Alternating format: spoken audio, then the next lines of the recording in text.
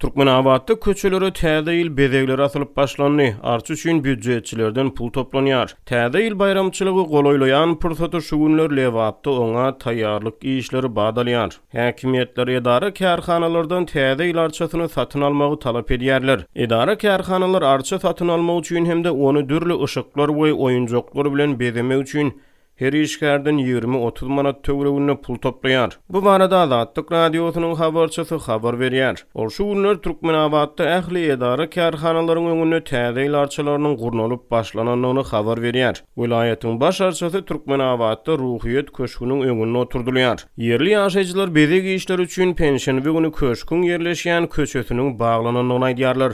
26 noýabrda polisiýanyň ýogry gödägçiligi gurulugy awtopatrullar beýtarap Türkmenistan köçesini petiklediler diýip bir ýaşaýjy Azatlygyň habarçysyna gurrun berdi. Türkmenabadyň şäher ışıklandyrış müdürliginiň işgärleri köçäniň ugrundaky ýagtylyk tütünlerine täze ýyl ýagtylyk bezeglerini atýar. Türkmenabadyň beýtarap Türkmenistan şaýolynyň ugrundaky çyralara täze ýyl ışıklaryny asyp başladylar diýip bir ýaşaýjy Azatlyk radiosynyň habarçysyna gurrun berdi. Ähli edaralaryň öňüne täze ýyl arçalaryny gurnap başladylar diýip ol tasdiklady. Türkmenistanda häkimetler dürli maksatlar üçin ýygydan büdjet işgärlerinden pul çöpleýärler. Täze ýyl bezegler üçin Lewatda edara kärhanalaryň işgärlerinden bu ýyl 20-30 manat çöplenýär. Azatlyk radiosynyň habarçylary bilen gurrundaş bolýan yerli ýaşaýjylar büdjet işgärlerinden toplanýan pullaryň olara goşmaça çykdyjy bolýanyny aýdýarlar. Fiýinçiler bayramçylyk çäreleriniň göz üçini geçirilýändigini, olaryň adamlaryň şatlyk şowugyna goşant goşmaýanlygyny ýasamadygyny aýdýarlar. Bir yerli büdjet işgäri Azatlygyň habarçysy bilen gurrundaşlykda Türkmenabadyň beýtarap Türkmenistan köçesine alınıp barlayan bezek işlerini täze ýyl güni köçäniň ugruny geçirilmegi planlaşdyrylýan köpçülük çäreleri bilen düşündirdi. Onun sözlerine göre Türkmenabadyň esasy köçesiniň ugruny 2014-nji ýyldan bäri her ýyl mektep okuwçylarynyň we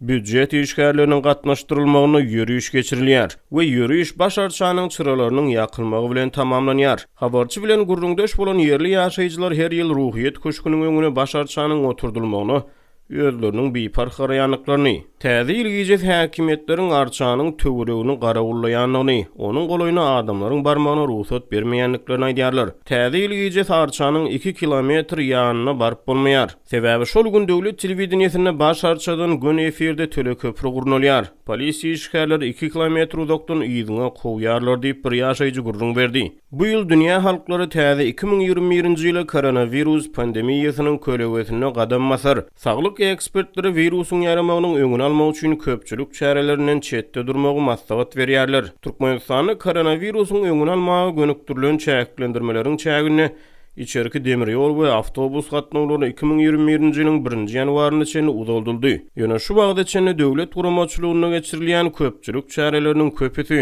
açylış dawarlary we beýlekler üznüksiz dowam edýär.